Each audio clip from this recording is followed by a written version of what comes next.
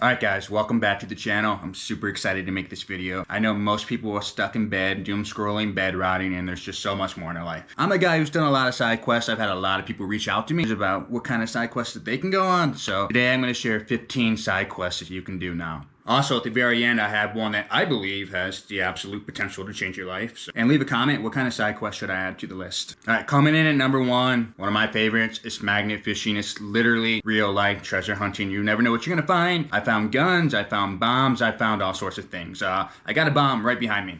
Tank shell, World War II. Also, some prototype rounds found under a river where they dumped ammunition after the war. But yeah, magnet fishing is great. You'll meet some crazy people. You have to go to rough areas if you want to find guns. So you have some interesting experiences along the way. All right, coming in at number two, I'm calling this the Health Max Day. That means you're going to spend one full day maximizing organic foods and water. So what this means is you're going to write down a list, okay? Raw eggs, raw milk, raw honey, all sorts of different things, fresh water. Once you have a comprehensive list of everything you can find, you're probably going to have to start doing some research online. So you can find raw milk dealers near you, raw honey, eggs, even freshwater springs. So there's a website called findaspring.com. I'll put the link in just to make sure it's right. And you can find springs to swim in, drink water out of, and these are great to find sources of water that don't have fluoride in them. So pretty simple. You'll end up in a small town. You'll probably end up on some farmer's property, but it's just a great thing to do for the day. Get out there, drive around, find as many raw, fresh ingredients as you possibly can, and bring it back home. Next up on the list, we have car camping. Pretty much anybody can do this. You're going to go find a dispersed area, drive a 2-track. You're going to sleep in your car, somewhere quiet, no distractions. Really reminds you how little you need. I like to go up north, find 2 tracks, drive 3 or 4 miles in, pull off the side of the road, and just camp there in my car. You don't have to have a tent. You don't have to have any fancy gear. You can just sleep in the car, build a fire, enjoy the night, then head back home in the morning. And this is number 4, but I would challenge you, if you are an outdoors person, if you like to fish, start fishing new spots. I don't mean hop on the next lake on the other side of town. Find areas that have completely different types of fish. If you're used to fishing bass, bluegill, pike, that sort of thing all day long, change it up. Go out to a big lake. I live in the Midwest, so I can go out to Lake Michigan and I can start fishing the piers for salmon. If you don't live anywhere near a big lake, go find a river that has trout in it. Go to different spots, and the best thing to do, this is part of the side questing, but go to local stores, not like Bass Pro Shops, Cabela's, or Field and Stream. Go to locally owned stores and ask them where to fish, and then go there, and you're gonna find some amazing spots. It's how I found some of my best spots in the last couple of years. So here's one that's really easy, and will absolutely add a lot of fun to your life if you haven't done it before. Look up a couple local venues, right? Places that aren't hosting big-time artists, and find a list of the artists that are gonna be performing, and go through them and find one that starts resonating with you and listen to all their music. And then boom, you have an artist that's coming to town that's cheap and you know all the music. Absolutely do that. I think that that's underrated, and I don't think many people do that, but there's a ton of good musicians out there, and you can just learn their content and then go show up. And it's like, what, 30-minute drives if it's already in the town that you live in. So do that. All right, number 5, try a new adventure sport. You're probably going to get injured. You're going to get hurt at the very least, but it's totally worth it because being a beginner means you're going to grow real fast. Buy a skateboard. Go to the skate park. Learn to skateboard. Go wakeboarding, snowboarding, rollerblading. There's all sorts of things you can do. This one is absolutely underrated, but you should be training in MMA. That's something that you should do at least once in your life. I started when I was 18 years old. I did it for a year. I got absolutely humbled. I got my ass kicked. You have to train long enough to get humbled. There's always somebody better, but it teaches you a lot about humility, helps build your confidence if you're someone with low confidence. Training a martial art absolutely will slowly build your confidence over time, especially when you're out and about and you know that you have a set of skills that you can use to defend yourself. But it's one of those things that's very, very difficult to do, especially in the beginning, because if you're not accustomed to taking shots in the face, the kidneys, the liver, it's gonna suck. But the more you do it, the better it gets. And I think it's something everybody should do at least once in their life.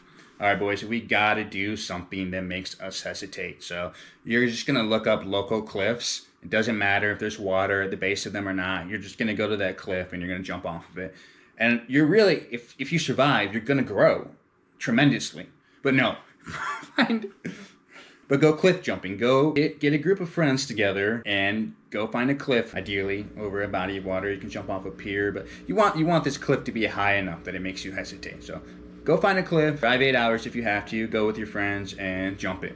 All right, next on the list, we have no phone outside day. So this is like something that we all intuitively know we should be doing, not being on our phone. But if you can combine it with like a solo camping you're good to go. Spend 24 hours out in nature. No. This next one, not a lot of people are going to want to do this, but get lost. Get lost. Be afraid. Fear is a friend that's misunderstood. I was in Guatemala back in 2020. I didn't know where I was staying. I didn't know anything. I found my way back. Took like four or 5 hours, but if I can get lost in a third world city, you can get lost in your local woods or a city a couple hours away from you.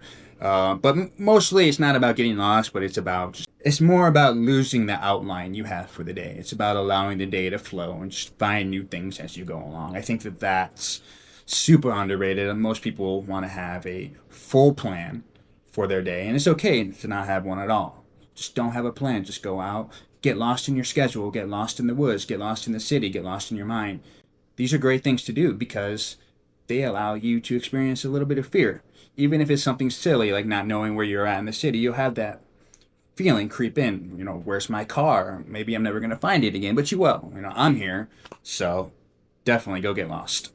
All right, now we have something that's very specific, and it's read The Hobbit alone in the woods next to a bonfire. I remember I was reading an intense scene about the trolls in The Hobbit alone in the woods near a bonfire. And I will say, out of all the reading I've ever done, that has to be my favorite. So pick up a book. It doesn't have to be The Hobbit, actually. Pick up a sci-fi book, something that elevates your soul to adventure, and go out in the woods and read it next to the bonfire. Right? Get back to me. Let me know, because I'm telling you right now, if you do that, it's going to change everything for you. All right, I'm not going to lie.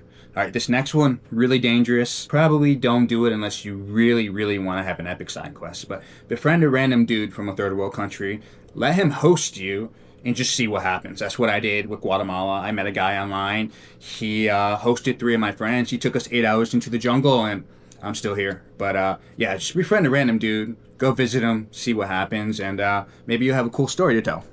This one not a lot of people think about, but you should go take a class. I've done more practical things. So I've taken gun safety to get my CPL. I've done basic life support, gunshot wound training. I've done wilderness survival, all sorts of different things. But just pick a random class that you can apply to your life that's practical and go see what happens. All right, this one's kind of unconventional, but start a page. YouTube and Instagram and Facebook, and start a page within the realm of things that you're passionate about and make content. And the reason I say that is because you're going to get connected with so many like-minded people. You might have a small page, maybe it blows up, maybe it doesn't, and you don't have to show your face. You could just post products, you could post adventures that you go on, or you can make videos with your face in it. And I think that that's great, and that's something that a lot of people would benefit from. Because if you have a niche hobby or interest, you probably don't know many people in your area that feel the same way.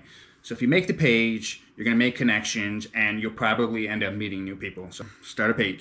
This is the last one, and this one I think can absolutely be life-changing, but going to drop it. You should go to the Tridentine Latin Mass. The reason I say this, because even if you're not a Catholic, even if you're not a Christian, it's something that everyone should experience. If you're not Catholic, you cannot receive communion. You should do a little bit of research. It's like a portal back in time. And I think that's something everybody should experience once. You should experience the way Christians worshipped over 1,000 years ago. The music will be in Latin. The iconography will be beautiful. The reverence will be beautiful. And maybe it'll change your life. Maybe you'll say to yourself, I want to become Catholic. I would love to participate in this someday.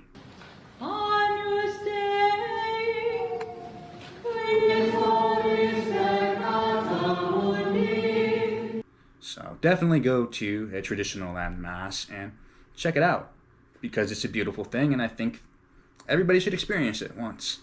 But if you've gotten this far, please consider liking, subscribing, commenting on the video, actually, if I missed any. And really, life is beautiful.